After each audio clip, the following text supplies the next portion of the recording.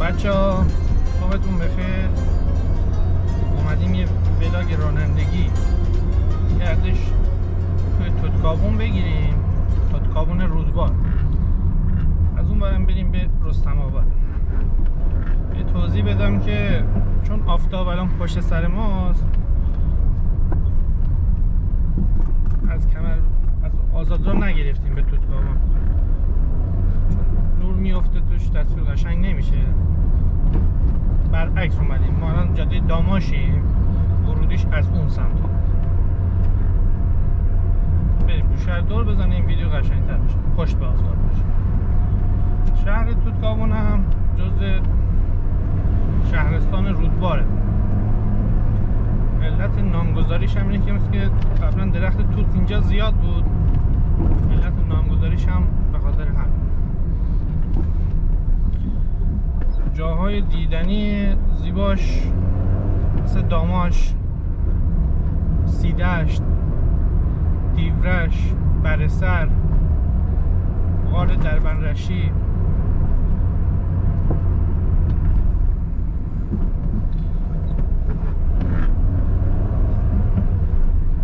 اینا همه جزء توتکابون هستن، جزء بلوکات و رحمت آباد. ما میگیم رودبار چون جزء شهرستان رودباره، ولی خب دوستان توتکابونی رستم آبادی میان کامنت میذارن، ناراحت میشن، حقم داره.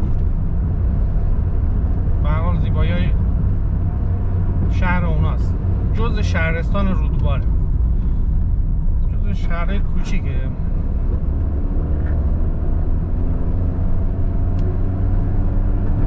بعد چون تو کنار جاده است، زیاد بهش توجه نمیشه، منظورم ندیدنش. من خودم هم شاید خواستم سیدش برم اونا، یا چند بخواستم بنزین بزنم و اینا، مسیرم خورده به اینجا.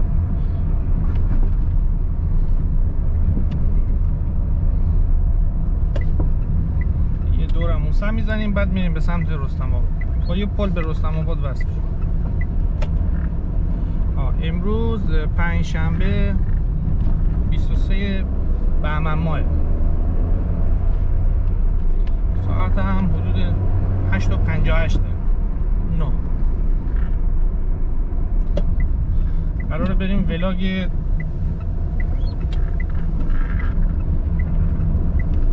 لوشان رو بگیریم. به دوستان قول دادیم، گفتیم تو راه هم اینجا رو هم ثبت کنیم. قبلا اینجا ولاگش رو گرفتم، داشتم میرفتم سیدشت. ولاگ سیدشت رو پاییزی، واقعا زیباترین جای رودبار همین سیدشت. تو بهار هم زیباست، ولی پاییزش چون درختای زرده. ولاگش تو کانال اون هست، میتونید تو پلیلیست شهر رودبار ببینینش، که یادم باشه لینکش هم میذارم. یادم نبود، سرچ کنید سیدشت رودبار در پاییز، ولاگ ما میاد، خیلی قشنگ.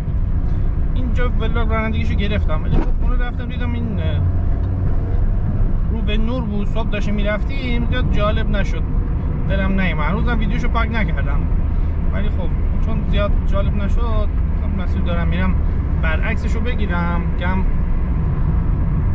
تصویر قشنگتر باشه، هم خب کاملتر باشه، چون واقعا ما رفتیم.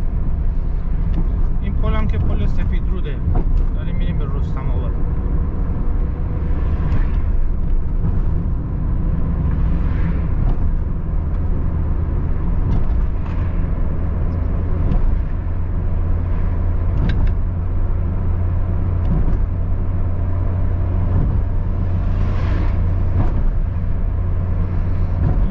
دیدنی دیگه هم توتکابون داشت، خونه یه کنار یه دریاچه است، اسمش یادم میره، چون خودم نرفتم اسمش یادم نمیره، ولی واقعا اون طرف قشنگه. یعنی خواستین عید اومدین یا تابستون، بهار، پاییز، حتما از سمت توتکابون بریم به اون سمت.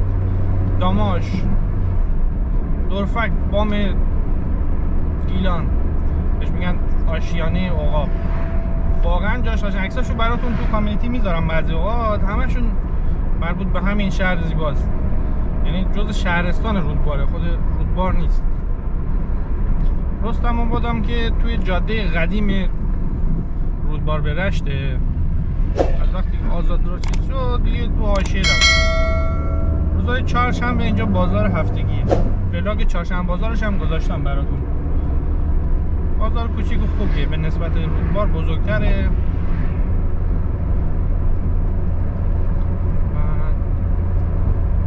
ولاگ رانندگی تو جاده قدیم هم گذاشتم، هم از رشت به رودبار، هم به رودبار به رشت. رودبار به رشت هم پاییز بود تا امامزاده هاشم بود، البته جاده پاییزیش. جاده قدیم مخصوص کامیون و ایناست، فقط کامیون و اتوبوس از اونجا حق داره، ماشینای سنگین از اونجا حق دارن تردد کنن. قشنگ هست ولی خب مثلا خانواده باید احتیاط کنن چون واقعا شلوغه. بریم ببینید ماشینا در تو شهر میرن. اینم ورودی شهر رستم آباده، شهر زیبای رستم آباد.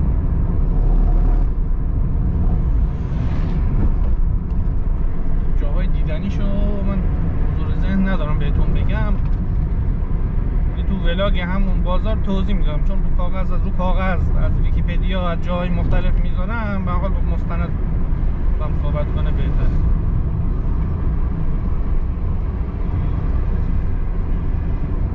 قبلا گردش تو رودبار هم گذاشتیم، قدم زدن، رانندگی، هم تو غروبش رستم آباد زیبا.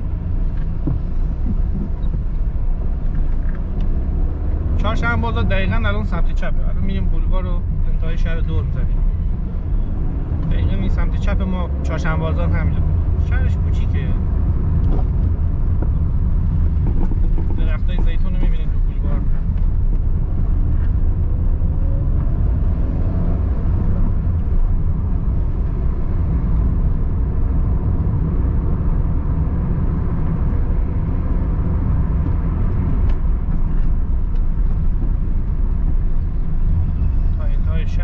دور میزنیم به سمت رودبار.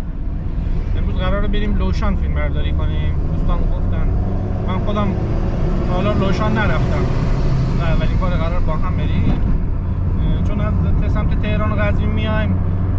لوشان تو حاشیه است، از وسطش رد نمیشه مثل رودبار. همین نشد، قسمت نشد، سعادت نداشتیم بریم. امروز میریم ببینیم چه خبره. لوشان هم اولین شهر استان گیلان همسمت قزوین و تهرانه.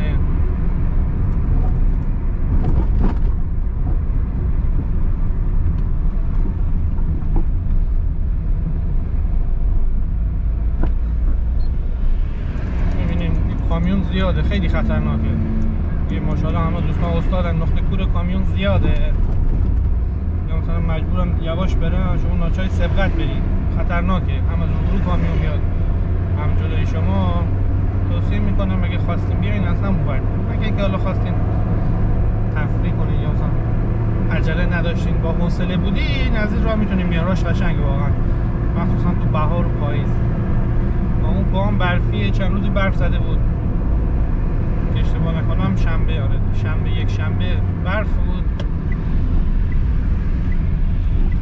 قراره ولاگ جاده برگشت از منجیل به تهران هم بگیریم همین امروز. امامزاده هاشم صبح داشت، امامزاده هاشم برای هر روز برف داشت.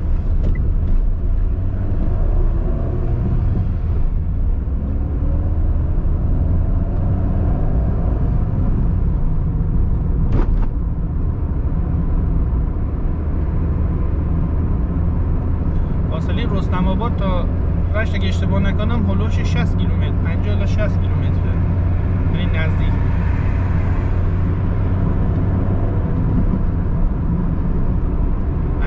تا هم پلاک رودبار.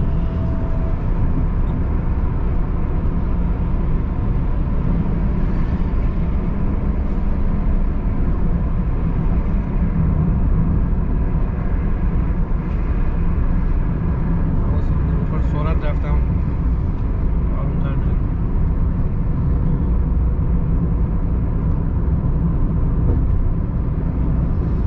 اگه اینستاگرام هستین پیج بام بهشت رو میتونین سرچ کنین. یه آقایی هست اسمش محمده، بچه همین رستم آباده. این تعطیلات میشه با موتور میره جاهای دیدنی اینجا. اکثرا هم البته سمت دورفک عاشق اونجاست، ولی جای دیدنیش همه رو تو بهار، پاییز، برف، پنجشنبه جای موتورشو میگیره میره. واقعا جای قشنگیه. ازش سوالم کنین نه همه توضیح میده. خیلی آدم خوبیه. پیج بام بهشت. دقیقاً این بازار روز بیمارستان سلامت این تابلو شد. دقیقاً بازار روز چهارشنبه بازار رستم آباد همینجاست. این فکر کنم میدون اصلیش باید باشه. میدون امام خمینی. درست باید اصلی. همین نزدیک هم میدون. بعد بازارش هم تا ظهره. اگه اشتباه نکنم چون من ظهر اومدم خلوت شده بود.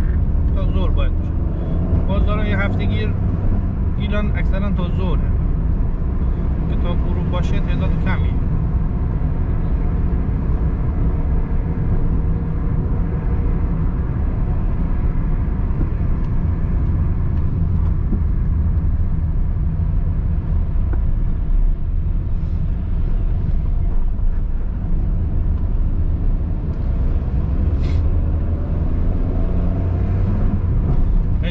شهر رودبار ما رو میتونید نگاه کنید. اولا از جای دیدنیش گرفتیم اضافه هم میکنیم، مثل دریاچه عروس،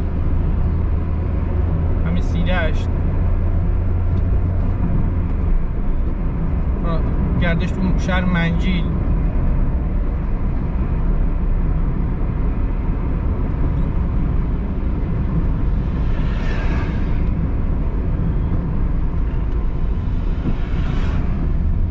بهار بشه جای دیگه هم بریم. سلامسر، ییلاق سلامسر واقعا قشنگه، مخصوصا تو اردیبهشت.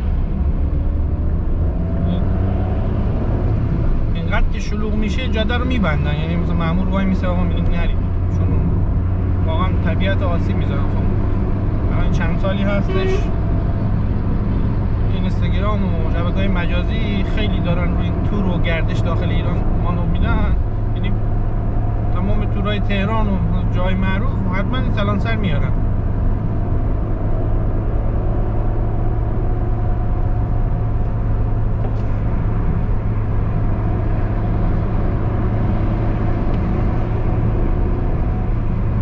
سرعت میرم به خاطر کامیون خیلی سرعت میاد پشتم.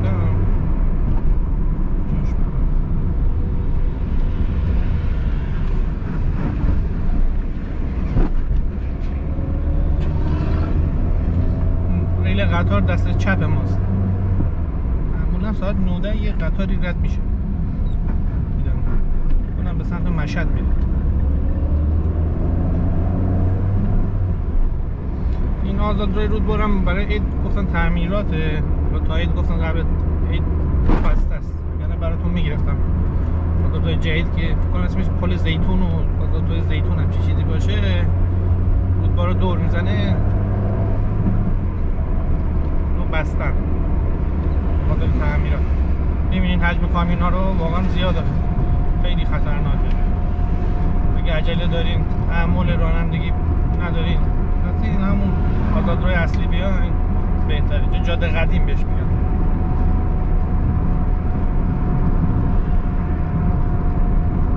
ما ولاگ رو از همینجا تمومش میکنیم. اگر دوست دارین ادامهش رو ببینیم میتونین ولاگ رانندگی از رشت به رودبار جاده قدیم رو نگاه کنید.